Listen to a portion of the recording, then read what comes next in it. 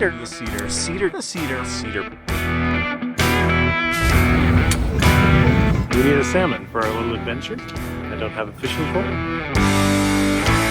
I'm stoked. It's 2:30 in the afternoon. I think the biggest danger right now is we land where we're going later than we planned. Okay, not trying to add drama to this thing, but we are definitely gonna be finding this place in the dark. We're on like, yeah, probably 45 minutes of wandering through the woods. This is us sending it. Full send. Sendy!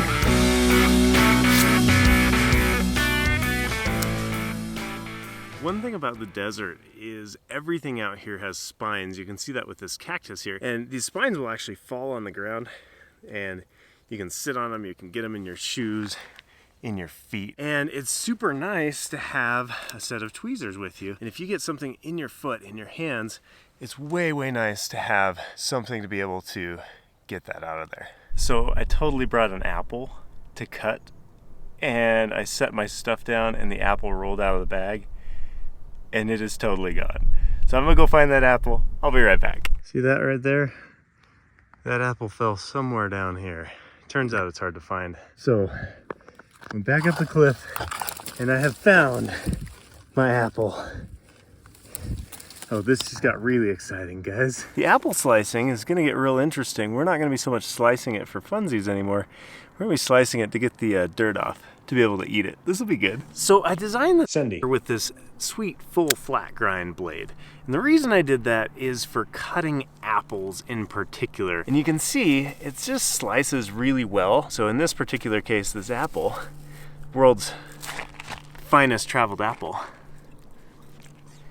works really well. Okay, real talk about the apple. It is still a little bit dirty, but I figure that's garnish. A little bit of salt, a little bit of pepper. Delicious.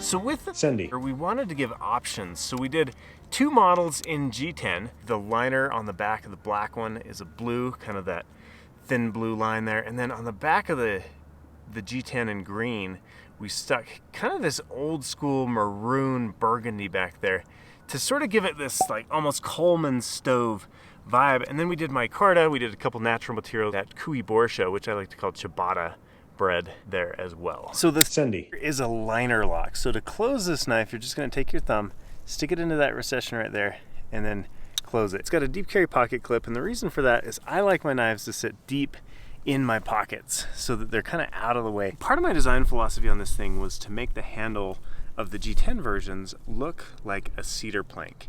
And you can see that there's this fine texture on there, this micro milled texture that looks like cedar, or it's either a cedar shake roof, or like a cedar plank that you would use to cook salmon on. So that kind of comes from my Pacific Northwest background when I lived in the PNW. And there's these huge cedar trees, and if you split them, you can see this grain, and it's such a beautiful random grain. And so Civivi did this amazing job capturing that grain on the handle of the knife. I think it is so cool. And this is the moment in this movie where the whole thing fell apart. Let me tell you what happened. So there I was, we've got plane tickets to Oregon, non-refundable, and I get this email from Civivi and they're like, you can't use the Cedar name, legal, trademarks, not gonna happen. We need a new name in 2 days. And I'm like, curse words. Because like this whole story about this knife is built around the name. It's from these 3 parts of my life that are like really meaningful to me. And I'm just like, And I was like, let's just send it. You guys silly? I'm still gonna send it. So here's how this thing worked. I went to college in Cedar City, Utah. So it was the first time I'd left home. I was 18, never went back, 5 hours from home. It was like this really formative experience for me. And I just loved it there. It was a great experience. And then throughout my life, I started going to this area called Cedar Mesa. And Cedar Mesa is just a beautiful part of southern Utah, classic rocks. You can find Native American ruins down there. It's just a really amazing spot. And then the other part is I lived in Oregon for 3 years, and I had this opportunity to get to know cedar trees and be out there in these cedar woods And I thought, man, what if we named a knife around that, and kind of this knife that would go to all three of those places, whether it was a college campus or out hiking, backpacking, just kind of this EDC knife that could go from the office or the classroom to the woods, no problem, or to the desert, no problem. And that's where the design came from. The whole design was based on cedar. And so I was like, well, what are you gonna name it? It's broken. So you just send it, you just go. What are we doing, Josh? Putting on 2 packs that are way too heavy, to hike way too long, to find a really cool spot. Let's do it. The goal here is to go out and just send it. We came up to Portland to really just have an adventure. And Josh was willing to come adventure with me. And so we're just doing it. We're just going for it. We made a decision about 2 hours ago to leave the tent in the car. And I think that was the right decision if everything goes well. We found it.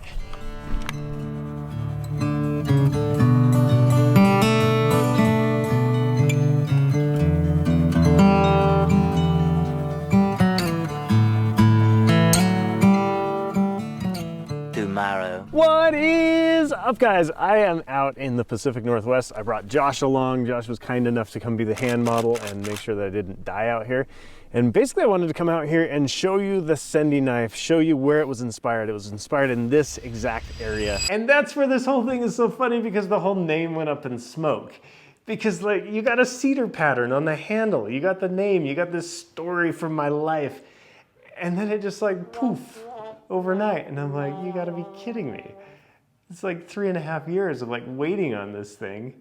Like all the design changes, literally like check out these iterations on this thing. Like it started looking like this, and then we changed it, we modified it. This thing is releasing in 2024. It literally has taken me 4 years on this knife. But that's like the beauty of the new name on it, is Sendy is what we're doing with this. Like you don't get to sit there and determine like, hey, I'm gonna wait for life to happen exactly as I want it. You just have to send it. And that's where the name comes from. But it's still inspired by these cedar trees all around in this area. And I just love it because it's this opportunity to take a place that's really near and dear to me and design around it. So it's called the Sendy, and the idea is that it is a knife that will go with you to send life. Get Sendy. I'm gonna tell you all about, let's go. This area has a feeling to it, and it's encapsulated in cedar wood. And so that's why the handle looks like it does. That's why everything kind of has this traditional feeling, because it was supposed to be this cedar idea of like this place. Part of what I've done my entire life is like location scout. So I like bookmark places in my mind that I'm like, someday I want to shoot something there. So it's kind of fun to be here doing this today. So what we have here is a cedar tree. It's rot resistant, bug resistant. People make like fence slats out of it. You can use it for cedar plank salmon, and then you can use it for shingles on roofs as well. Really, really cool tree, and it smells just delicious. So we are gonna take the cedar round from an old growth cedar that had fallen over, and we are going to turn it into a cedar plank. And we're gonna eat some salmon, fresh caught from the Walmart. I've heard the Pacific Northwest has some of the best salmon in the world, so we're gonna go fishing. We're gonna find some. Oh, dang. That's what we need right there. Josh says it's the Alaskan salmon we actually want, so let's go.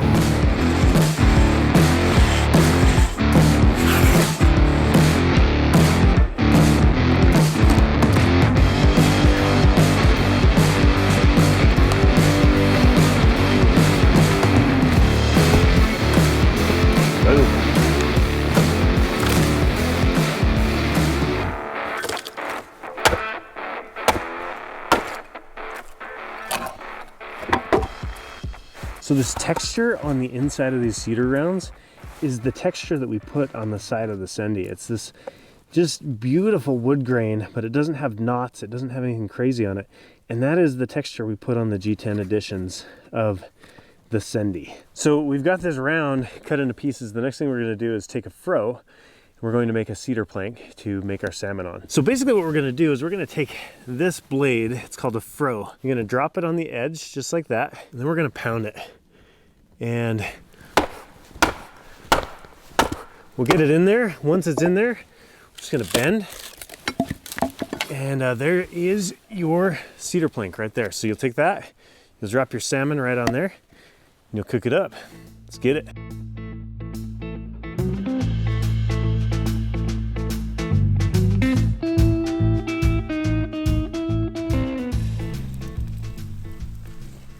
That looks like gourmet.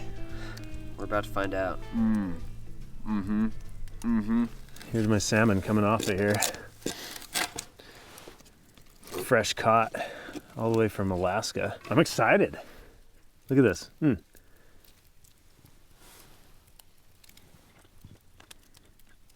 That's actually really good, Josh. I think that's part of the fun of this is you have to go find your own places. You have to find these places that sing to you and then go do things in those places. This is a place that's meaningful to me. I love it here. I'm happy to bring you along. I haven't shown you everything, like literally behind the camera. I'm not showing you what's back there because it's too cool to share on the internet. And I think that's just part of life, right? Like you get these things that are meaningful to you and you keep them. And it's not that you don't want to share them with anybody, but you want to share them with people that you want to hang out with and maybe not on the internet. So I haven't shared everything.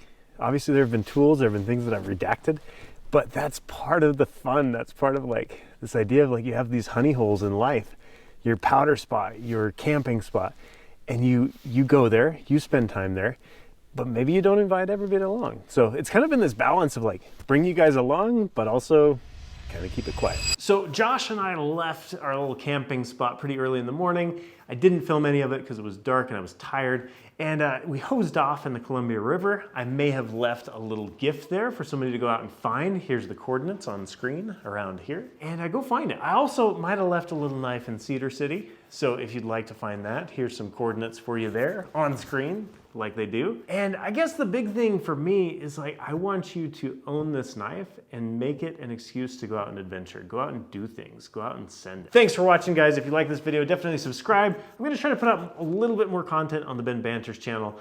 Hopefully we get to some regular cadence. It'll be fun, but I figured this is a good starting point. Subscribe. Let me know where you're gonna go adventuring in 2024 in this new year. Enjoy, guys. Thanks. Was to make the handle. I found my apple. This is gonna give you. Look at that, Ben taking selfies. Somebody's gotta take my selfie. For his own channel. The audacity. Thing about a cedar tree that I like is they are rust resistant, not rust resistant, rot resistant.